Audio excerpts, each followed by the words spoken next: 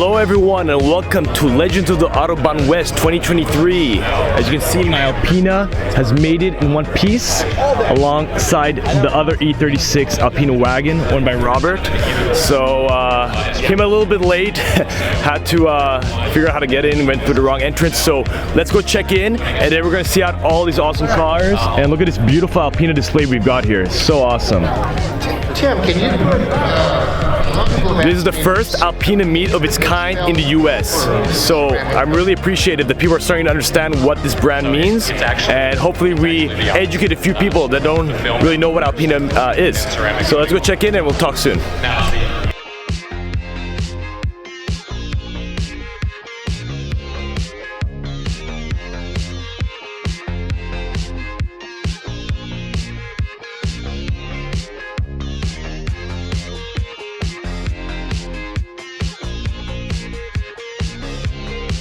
All right, here's our tent, the BMW check-in.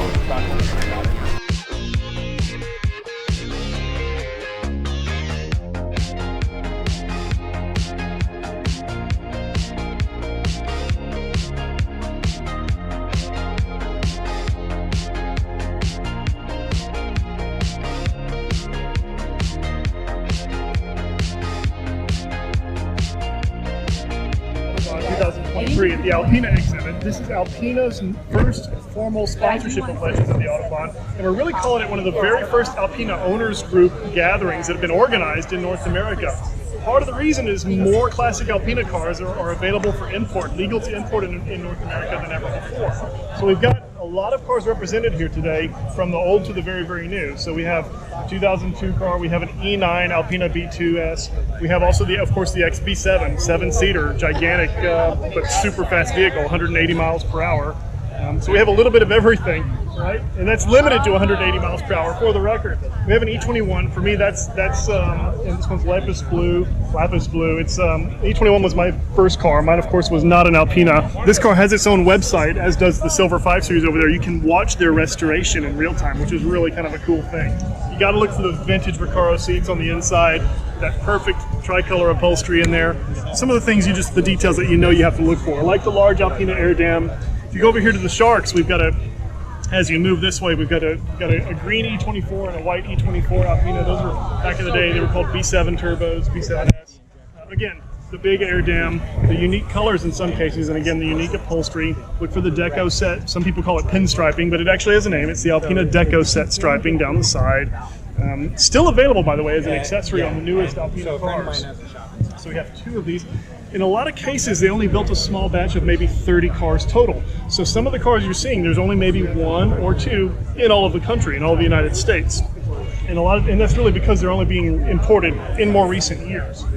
So we have two E28 5 Series here. This car is an absolute perfect restoration. Every nut and bolt, everything has been done on the car, but that's very special, but it may not even be all that unusual here at Legends of the Autobahn. You see some of the most amazing restored classic cars in the entire German car world at Legends. Speaking of special, we got to do something here that we've never really seen before. They had 4 E36 Alpina cars. Now, the E36 Alpina was never sold in North America, but because of the 25 years exclusion, now it's legal for importation and registration here. So we had 4, there are 3 remaining. The one that just left actually won first place in the concours. And here's the third place car, the silver touring wagon. If we pop the hood on the silver touring wagon, what you would see is a 4.6 liter V8 engine. So they only made about, Robert, how many did you make for the touring wagon? 27. Yeah, 27 touring wagons with the V8 engine on it. Yep. So there it is, the Alpina 4.6 liter V8, based on the BMW M60. So you have basically the power to weight of an E39 M5, but with the steering rack and the overall proportions of an E36, and the balance of a touring model as well. So a perfectly neutral car with all of the goodness of the handling of the E36, which the E36 is really quite legendary for its handling. 2 of those. This one is a straight 6 model, so it's not the V8, but still a very rare special Alpina car.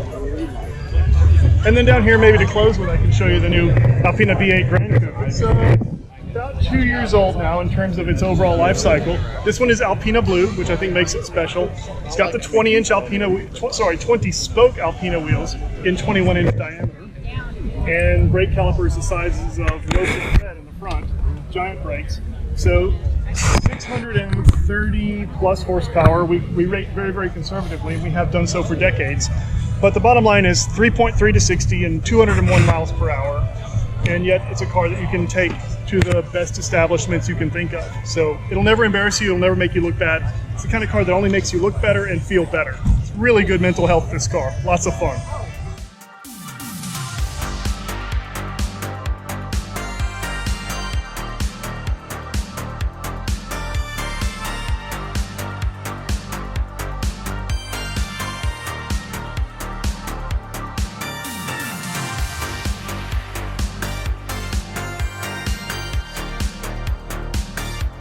They offered an Alpina package.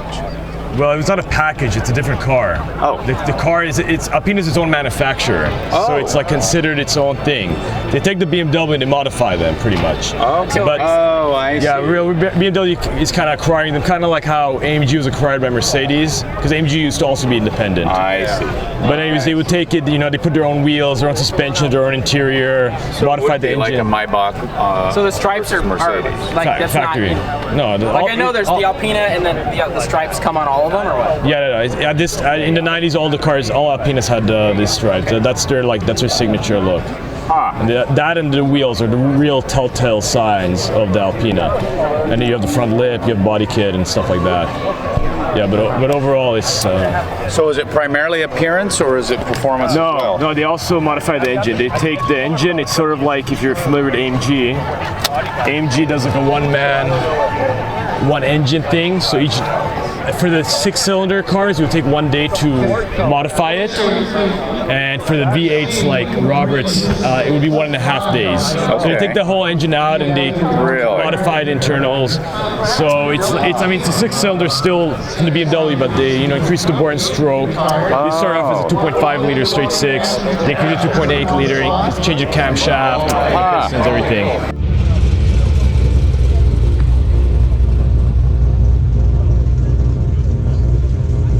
572i.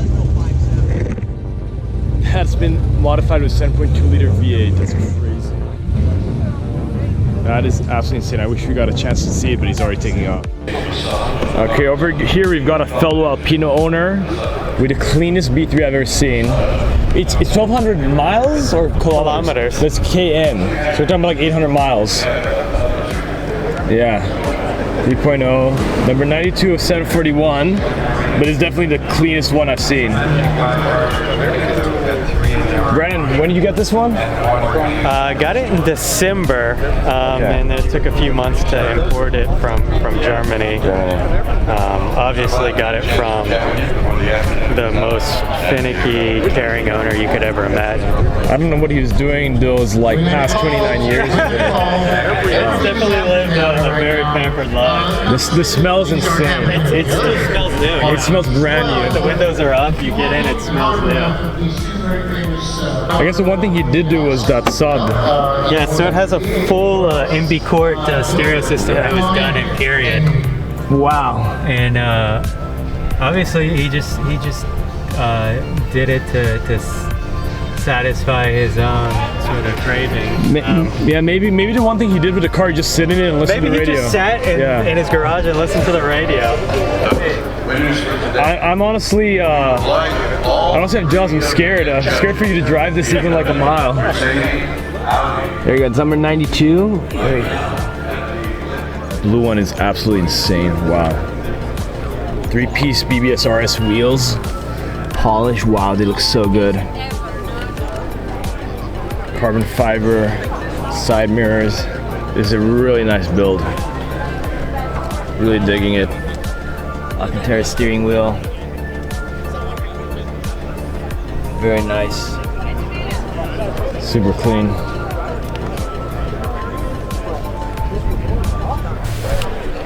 So I think the guys did the best job from our setup with Alpina. We're right in the middle of the show. Take a look at it. It's a good event. Yeah. We got a great setup here. I'm really glad how this came out.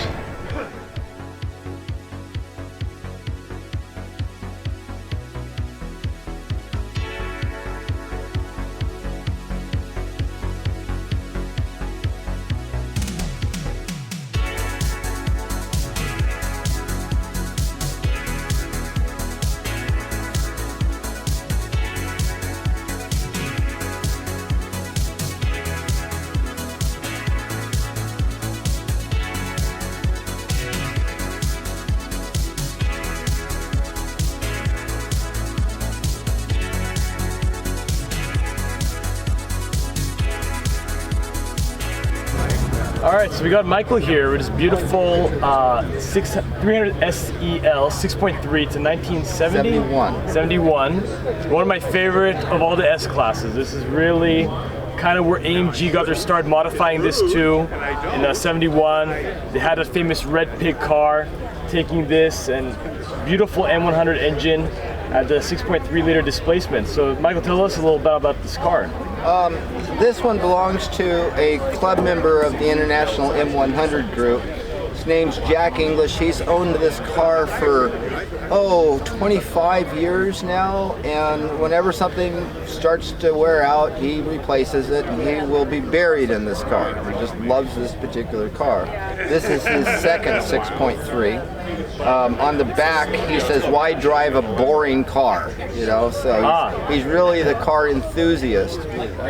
This engine, the 6.3, was originally introduced in 1963 for the Mercedes 600 Pullman and short wheelbase cars.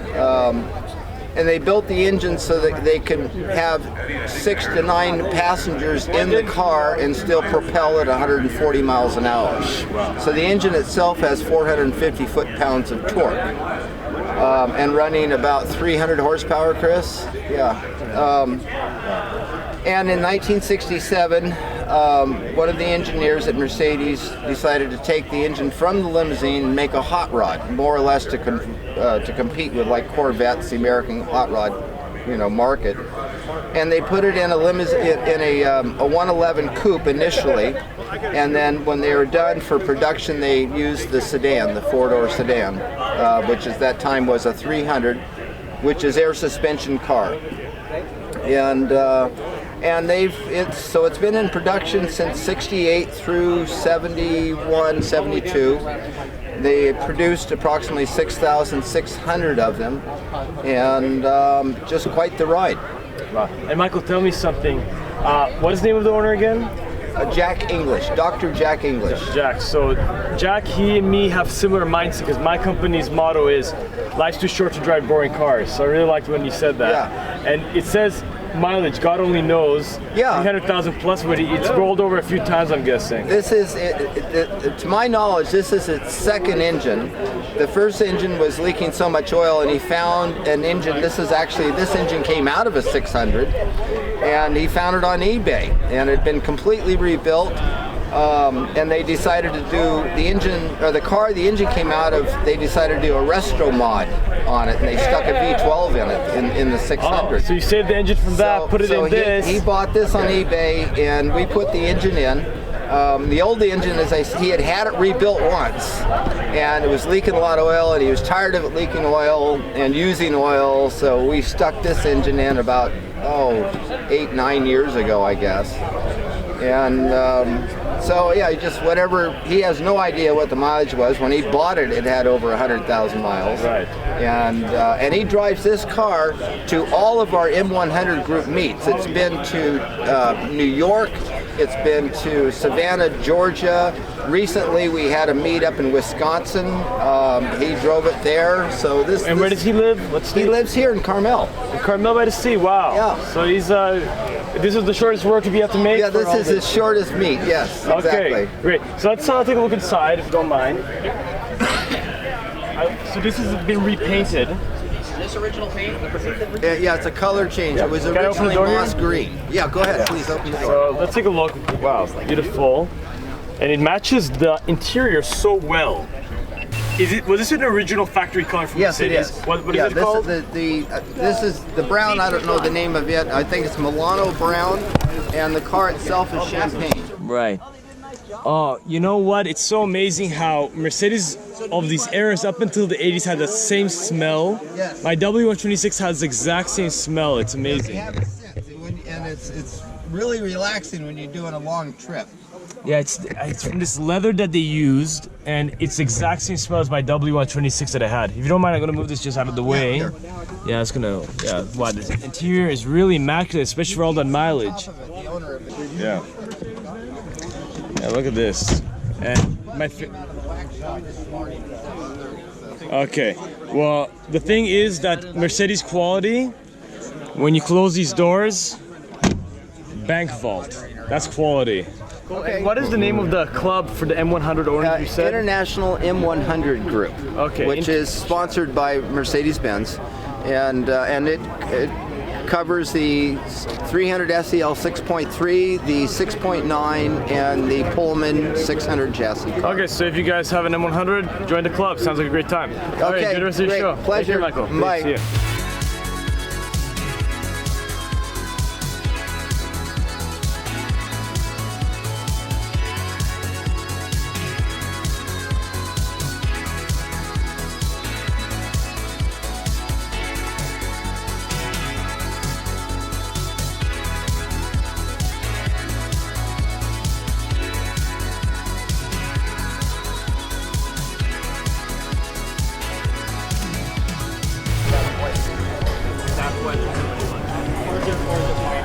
All right, so we've got my favorite Audi over here.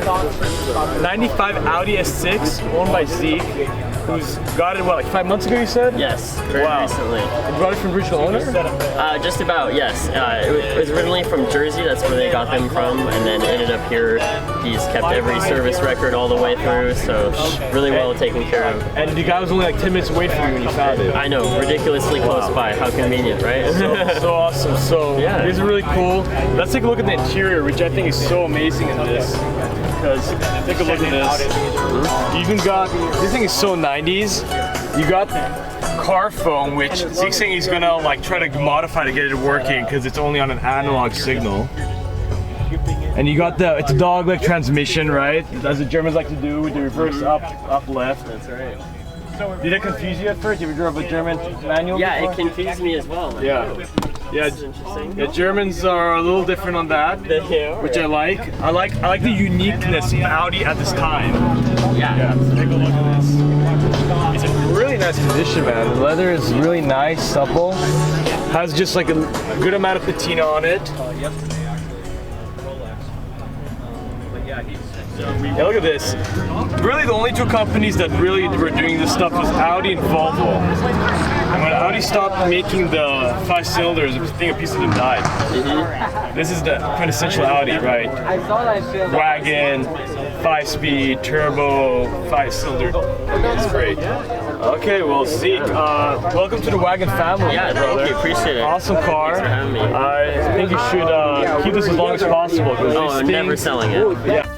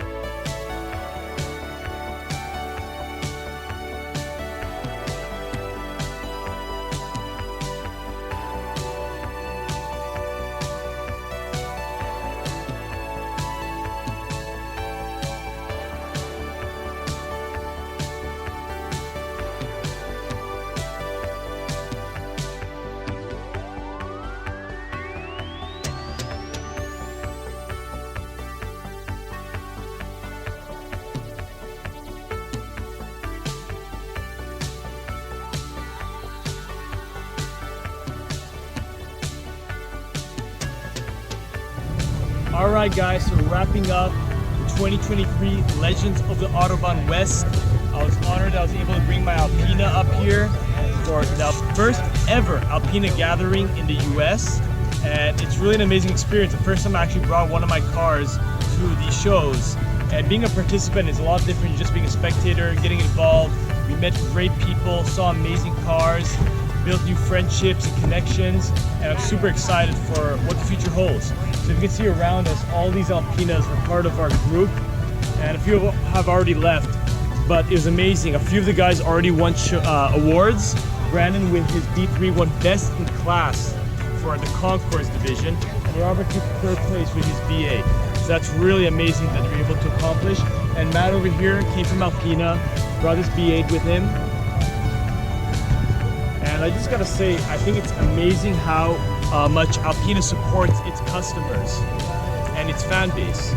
So it's, you know, other car manufacturers, they don't respect their heritage. Alpina really does, and they support their customers, their owners, and their heritage. So I think a big thanks to Alpina for helping set this up.